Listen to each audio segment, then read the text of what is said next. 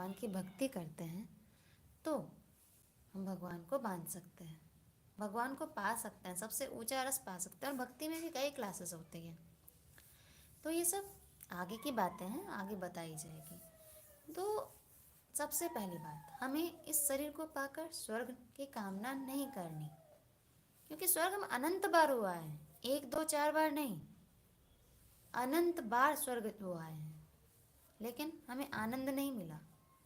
वहाँ गए, भोग भोगा, फिर वहाँ से पटक दिया गया। स्वर्ग में जाने पर जब आपका पुण्य समाप्त हो जाएगा तो फिर वहाँ से आपको इज्जत से नहीं निकाला जाएगा कि चलिए आपका समय हो गया आप जाइए, बल्कि धक्के मार के पटक दिया जाता है। फिर आप हीनतर योनियों में गिरते हो, कीड़े मकोड़े बन जाते हो। तो सोचिए कितना कष्ट होता होगा कि कहाँ स्वर्ग के देवता और कहाँ कीड़े मकोड़े। तो इसीलिए आज का विषय थोड़ा भारी लग रहा होगा, लेकिन अगर इस बात को समझिए तो ये कुछ और नहीं, ये प्रैक्टिकल करने वाली बात है। अगर हम इन सब बातों को अपने लाइफ में समझकर प्रैक्टिकल उतारें तो हम जीवन में बहुत आगे बढ़ सकते हैं। भगवान की भक्ति के विषय में अगर हम डीपली समझें तो फिर कुछ समझने की ज़रूरत नहीं, फिर करना है सिर्फ। क्योंकि लोगों में यही प्रॉब्लम है, वो समझ नहीं रहे। उनका हिसाब क्या होता है, यावत जीवे सुखम जीवे त्रिणं कृत्वा घृतम पीवेत। जब तक जियो सुख से जियो, कर्जा करके घी पियो। अगला जन्म थोड़े ना होगा, हम तो मनुष्य हैं, शरीर हैं, बस जब तक शरीर है तब तक है, उसके बाद कुछ नहीं होगा। बहुत से लोग ऐसा कहते हैं कि मरने के बाद कुछ नहीं होता। क्यों भाई?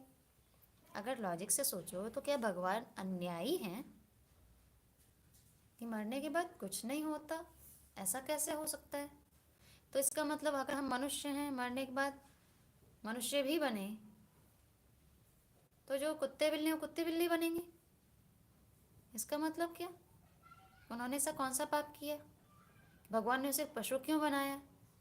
अब देखो मुर्गे की दुर्दशा आज की क्या होती है, लोग उनका गला मरोड़ कर खा जाते हैं। उन्होंने ऐसा कौन सा पाप किया? तमाम चींटे देखो चलते रहते हैं, लोग उन पर चल के चले जाते हैं। हर योनियों की स्थिति देखो, तो ऐसा कुछ नहीं। और दूसरी बात, जब कोई मरता है संसार में भी तो लोग क्या कहते हैं, वो चला गया। कौन चला गया? अरे वही चला गया, रमेश, दिनेश, जो भी नाम है उनका। अरे वो तो लेटा है, सामने तो लेटा दिख रहा है। अरे नहीं, ये तो उसका बॉडी है, ये उसकी बॉडी है, वो नहीं है ये वो चला गया। मतलब हम जान रहे हैं कि बॉडी अलग है और जो था वो कोई और था।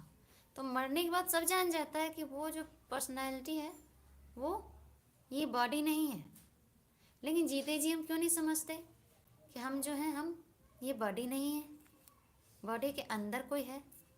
क्योंकि आप लोग गांव में भी सुनते होंगे, कोई मर जाता है, कोई रोता है उसके लिए, क्या कहते हैं, क्यों रो रहे हो, वो तो अमर है, आत्मा तो अविनाशी होता है, क्यों रो रहे हो। सबसे बड़का बहुत बड़ा प्रमाण है ये। आप कहीं भी, कोई पढ़ा लिखा हो या मूर्ख, सब ये बोलता है कि वो तो अविनाशी है, अमर है, वो नहीं मरता, वो तो सदा है। मरता तो शरीर है, फिर क्यों रो रहे हो? मतलब अभी आप जान रहे हो कि वो शरीर नहीं था, वो कोई और था जो अविनाशी है। लेकिन जब भक्ति की बात आती है, खुद को भगवान की ओर चलाने की बात आती है, तो क्या कहते हैं, अरे हम राधे राधे करके क्या करेंगे, हम भगवान की भक्ति करके क्या करेंगे, जब तक जियो चैन से जियो। भगवान उगान करने से क्या होता है? कुछ नहीं होता। किसको धोखा दे रहे हो? दोनों बात कैसे संभव है, बताइए। ये बात सोचने की है। ना ही भगवान अन्यायी है कि किसी को मनुष्य ही बनाएगा, किसी को कुत्ता बिल्ली गधा ही बनाएगा। अरे हम सब उनकी संतान हैं। ऐसा थोड़ी ना है कि भगवान पक्षपाती है। भगवान तो समदर्शी है, स्वयं बोलते हैं समोहम सर्वभूतेषु न मे त्वेष्योस्ति न प्रिय। न मेरा कोई सगा है, न कोई गैर है, सब मेरे अपने हैं। न मेरा किसी से प्यार है, न किसी से खार है। वो सबके अंदर रहते हैं, उस चींटी के हृदय में भी रहते हैं। तो भगवान